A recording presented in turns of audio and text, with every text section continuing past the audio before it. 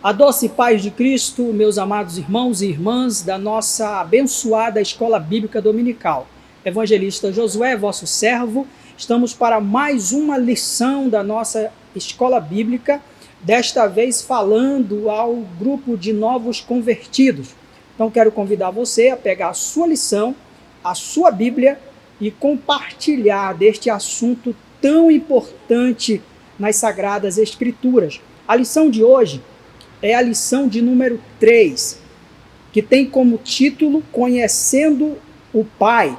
Tem como a Bíblia diz, em Gálatas capítulo 4 e versículo 6, que diz o seguinte: E, para mostrar que vocês são seus filhos, Deus enviou o Espírito do seu Filho ao nosso coração, o Espírito que clama, Pai, meu Pai, que do hebraico é Abba, Pai. Para meditar da lição, diz assim: Deus é o Pai Supremo, que cuida de todos os seus filhos com amor e com carinho. Aí eu quero chamar a sua atenção, aluno da Escola Bíblica Dominical, em especial o novo convertido, você que está na labuta da fé recentemente, ou já há 6 meses, 1 ano, já às vezes com um pouquinho mais de tempo, mas que ainda decidiu permanecer dentro desta lição. Parabéns para você, quanto mais conhecemos Deus, mais nos apaixonamos por Ele. E a lição de hoje, ela vai estar iniciando um tema dentro da teologia sistemática que nós chamamos de trinitarianismo, ou seja, a questão da trindade divina. Hoje, nesta lição, neste domingo, nós vamos estar estudando a pessoa de Deus, conhecendo Deus, Deus como Pai. No domingo que vem, será conhecendo Deus como Filho.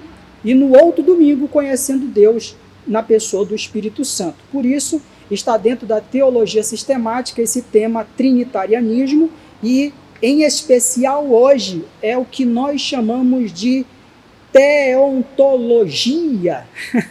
Eu não quero complicar para você, mas é importante nós sabermos esses termos técnicos da teologia, para você não ser pego aí de surpresa, né? Então, a teontologia está dentro da teologia. É interessante, né? Porque a teologia estuda-se num geral, tudo relacionado à Bíblia e a Deus, e ao plano da salvação. A teontologia, ela já se resume em conhecermos a pessoa, o ser de Deus, tá? Theos, Deus, ontos, ser.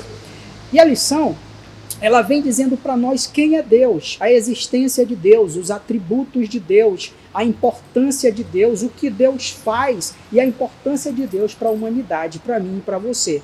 Então, na nossa lição, ela vem dizendo que Deus, ele é o criador de todas as coisas. Logo na introdução, você observa que de Gênesis para frente, nós vamos ver Deus, o Deus do criacionismo hebreu, né?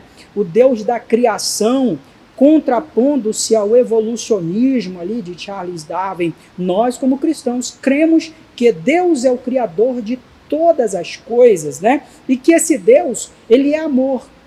Logo, sendo amor, ele é o amor ágape, né? O amor que transcende, um amor enorme, como diz lá em João, que Deus amou o mundo de tal maneira que deu seu Filho unigênito para que todo aquele que nele crê não pereça, mas tenha vida eterna. Então eu e você estamos aqui, você me assistindo e eu gravando esta aula para você, fomos alcançados por esse grande amor, esse pleno amor, esse perfeito amor de Deus. A palavra que personifica Deus dentro do vocabulário humano é amor. Porque quem ama não machuca, quer bem, quem ama sacrifica, porque é o que Deus fez, sacrificou o seu único filho em favor de toda a humanidade. Na lição que vem, que vai estar falando da pessoa do Filho, nós vamos ver que Cristo doou a sua vida em favor de todos os humanos. E quais são os objetivos dessa lição? Olhe bem, o primeiro é que você conheça os atributos divinos. São vários, mas nós vamos falar de apenas 3. É importante que você saiba quais são eles. Segundo, enumerar os atributos divinos. Quais são esses 3? Guarde no seu coração e nunca se esqueça, apesar de que tem muitos outros. E despertar o desejo de servir a Deus incondicionalmente. Ah, mas eu tenho certeza que quando você descobrir os atributos de Deus, você vai ter o prazer de servi-lo ainda mais. Que Deus maravilhoso! Esse Deus que lá em Israel o chamam de El Shaddai, o El Tzidkenu, né? O El Sabaoth, o El Shalom, ou seja, é um Deus maravilhoso. Corra a sua visão para o tópico de número 1 da lição. O que ela diz? Os atributos divinos. Ou seja, o que é os atributos? Antes de qualquer coisa, existem os atributos que são transferíveis aos homens, dentre eles amor, bondade, fidelidade, misericórdia, e tem os atributos de Deus que são intransferíveis aos homens, que aí é coisa particular de Deus, é singularidade de Deus, somente Deus os possui, né? Que é justamente, pelo menos 3 nós vamos estar vendo nessa lição, e eu quero que você preste bastante atenção, tá bom? Qual é esse primeiro atributo? Esses atributos são qualidades, né? São características da singularidade do nosso Deus, porque nós sabemos que existem panteões de deuses no mundo. Se você for olhar para a China ou para a Índia, nós vamos ver aí mais de 33 milhões de deuses sendo adorados, feitos de pedra, feitos de mármore, feitos de madeira, feitos de gesso, feitos de resto de material, e eles criam ali o seu Deus, colocam o nome nele e começam a adorá-lo, né? Mas nós estamos aqui falando de um Deus único, um Deus singular, um Deus que é o criador de todas as coisas, um Deus que criou os céus, a terra, o mar, os oceanos e tudo que existe, ou seja, o El Shaddai, é o Deus único. A lição ela vem dizendo 3 atributos específicos de Deus. O primeiro dele, que eu quero que você corra a sua visão, é para o tópico A.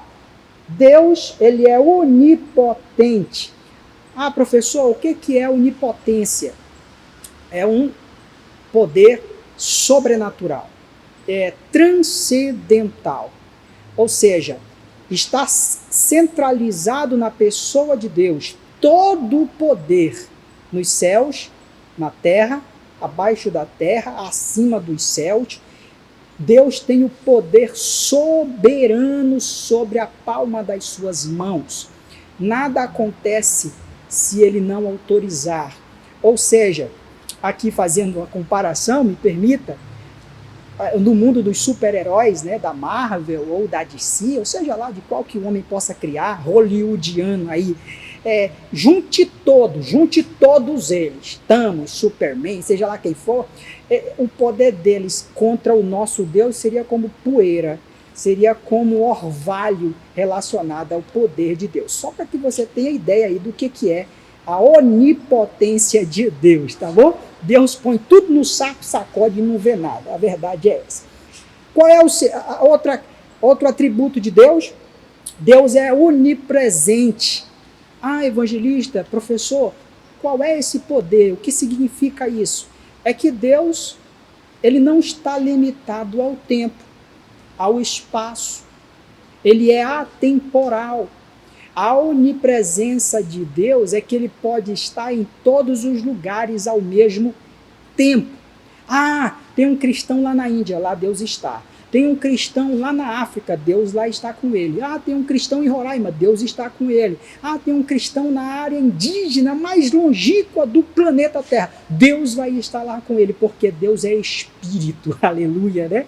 Deus é espírito e em espírito ele se comunica com o nosso espírito, que somos seus filhos, e ele é o nosso Pai eterno. Então, a onipresença de Deus é uma coisa maravilhosa. Antigamente, ou melhor, até hoje, alguns adoradores adoram os seus falsos deuses e que precisam carregar esses deuses. Você já prestou atenção? Precisa pôr na costa, precisa pôr na carroça, precisa pôr no carro, precisa pôr na cabeça, porque esses deuses têm pés, mas não andam, têm mãos, mas não pegam, têm boca, mas não falam. Mas eu estou falando aqui para você de um Deus que é onipotente, todo o poder está nas suas mãos. Um Deus que é onipresente, que nós, aonde estivermos, Ele estará conosco e que somos templo e morada da sua pessoa. a onipresença de Deus. Que coisa maravilhosa. Quando nós lemos o Salmo 139, ele explica melhor o que é a onipresença. A onipresente, ser onipresente. Diz assim: aonde posso ir a fim de escapar do teu espírito? Para onde posso fugir da tua presença? Se eu subir ao céu, lá tu estás. Se descer ao mundo dos mortos, lá tu também estás. Se eu voar para o oriente ou for viver nos lugares mais distantes do ocidente, ainda ali a tua mão me guia, ainda ali tu me ajudas. Ou seja, Satanás, arqui-inimigo de Deus e de todos aqueles que o adoram, não é onipotente, não é onipresente. Na verdade, Satanás, ele tem os seus seguidores e aqueles que o representam. E ele vai nas suas sessões uma por vez, né? Dentro do mundo do misticismo aí, né? Não é onipresente como o nosso Deus. Outro atributo de Deus, onisciência, ou melhor, onisciente. O que isso quer dizer, professor? Quer dizer que Deus sabe de todas as coisas. Eu vou melhorar ainda. Deus sabe de todas as coisas que passaram, que antes tinham, do presente, do futuro. Porque dentro da onisciência de Deus, existe a presciência de Deus. Ou seja, vou fazer aqui uma comparação para você, desse poder que Deus tem. É como se Deus pudesse contemplar num telão grande, gigante, o início de todas as coisas, do Éden, por exemplo. Hoje e o futuro de todas as coisas, falando do Apocalipse, do trono branco, do grande trono branco. Deus contempla todas as coisas ao mesmo tempo. Em outras palavras, querido, a onisciência de Deus diz o seguinte, que nós não conseguimos enganar a Deus. Nós não conseguimos pegar Deus de surpresa, em outras palavras, né? Eu vou surpreender Deus aqui de alguma forma. Não tem como, porque Ele sabe todas as coisas. Muito antes de nós pensarmos ou falarmos, Ele já sabe o que iríamos dizer. É uma outra qualidade, um outro atributo que Satanás também não tem. Saiba, novo convertido, que quando você está orando em espírito, Satanás não tem poder de saber o que você está orando, intercedendo ou clamando. Mas se você abrir a sua boca, é claro que ele vai saber. Mas aquilo que está no teu coração, na tua ligação direta com Deus, em espírito, está reservada apenas a tua pessoa e a pessoa de Deus. Isso é onisciência, né? Deus sabe todas as coisas. O tópico 2 da lição diz a existência de Deus. Nós vamos ver aí que os escritores do Antigo Testamento, do Novo Testamento, da Bíblia em si, não se preocuparam em querer explicar a existência de Deus, porque o universo já aponta para um ser criador sublime, inteligente e sobrenatural, e que nós cremos pela fé que é Deus, pelo criacionismo que é o Deus, o Yahvé, ou o Javé, ou Adonai, como chamam os hebreus, né? Então, Deuteronômio 29 e 29, depois você pode dar uma lida aí, ela explica um pouquinho que tem coisas que estão reservadas somente a Deus. Nós não vamos encontrar na Bíblia a explicação de tudo. Deixa eu ser claro para você. O ser humano ele é limitado. O ser humano é temporal. O ser humano tem data de validade. E nós não temos condições de tentar explicar Deus e muito menos a sua existência, entende? Mas a Bíblia em si revela Deus através do seu Filho Jesus Cristo, que doou a sua vida em favor nossa, para a glória do nome do Senhor nosso Deus. Então a existência de Deus, a lição traz até a história de um jovem cético que estudou muito matemática, estudou muito filosofia, até então acreditava em Deus, mas depois de tanto estudo, deixou de acreditar e virou ateu. E conversando com uma senhora que não tinha muito estudo, e ele quis dizer para ela, explicar para ela que Deus não existia, que a palavra de Deus, na verdade, era apenas uma palavra oca. E aí ela faz uma pergunta interessante para aquele jovem: mas jovem, quem foi que veio primeiro, o ovo ou a galinha? E ele começa a se enrolar ali, porque ele não sabe bem explicar, ele diz que é a galinha, e depois diz que é o ovo, e resumindo a história, ela chega a dizer para ele assim, olha, você quer sem Deus me explicar sem conseguir quem veio primeiro ou depois, se foi a galinha ou o ovo? Como é que você quer me explicar sem Deus a existência do universo e a existência de tudo que existe? Deus existe, Deus é real e pela fé assim cremos, porque a fé está fora da racionalidade humana. Enquanto a razão diz que 2 e 2 são 4, 2 mais 2 são 4, pela fé pode ser 1000. Então, nós cremos pela fé que Deus é Deus.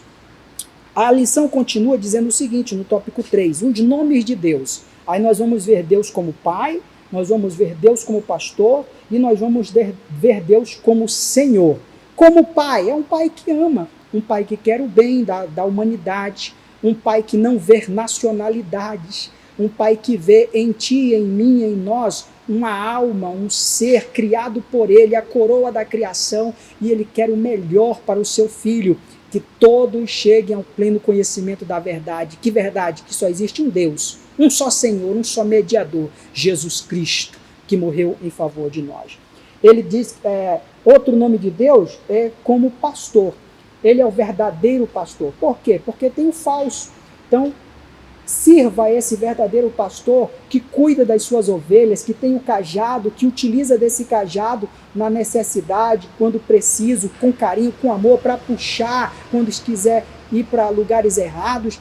E dentro desse aprisco, como o nosso bom pastor que dá a sua vida pelas ovelhas, nós vamos ser bem tratados. A lição também diz que Deus é Senhor. Esse Senhor aqui dentro do hebraico é Adonai. Senhor como nosso dono, como nosso proprietário, como aquele que cuida de nós, né, de uma forma especial, amável, de carinho, de respeito e principalmente pelo livre-arbítrio. Alguns confundem aí a soberania de Deus com o arbítrio que Deus nos dá. O livre-arbítrio não fere a soberania de Deus de forma nenhuma, querido. Deus é tão soberano que respeita o nosso livre-arbítrio. Então ele é Senhor, ele é teu Senhor, é meu Senhor, é nosso Senhor, e que o Senhor Jesus, na pessoa de Deus, que Deus na pessoa de Jesus, reine na sua casa, na sua família, na nossa igreja, que seja uma bênção para você este domingo. Convido você para o próximo domingo estar ligado conosco também no YouTube, no Facebook e pelas redes sociais, aprendendo mais e mais na nossa amada Escola Bíblica Dominical, com mais uma aula para a glória do nome do Senhor.